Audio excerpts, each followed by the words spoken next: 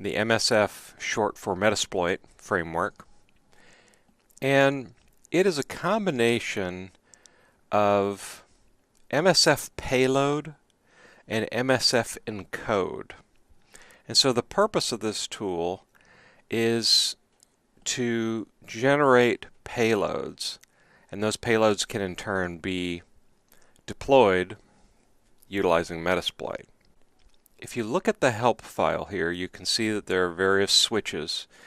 We have a payload switch, we have encoding types, dash encoder, and we have templates that we can configure.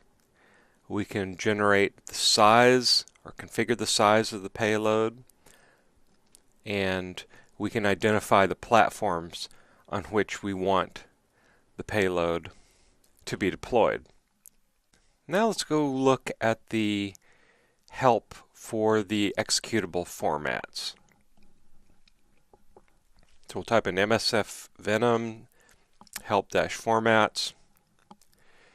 And so what this is going to show us is the various types of executable and payload formats that we can generate utilizing MSFVenom.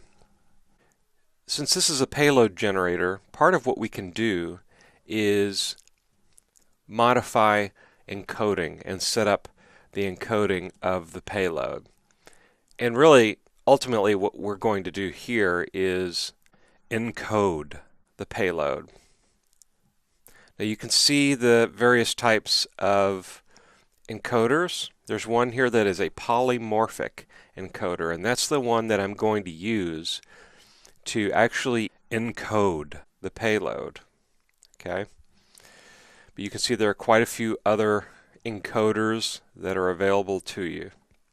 The polymorphic encoder is interesting because it can continually change the encoding signature of the payload to help bypass IDS systems.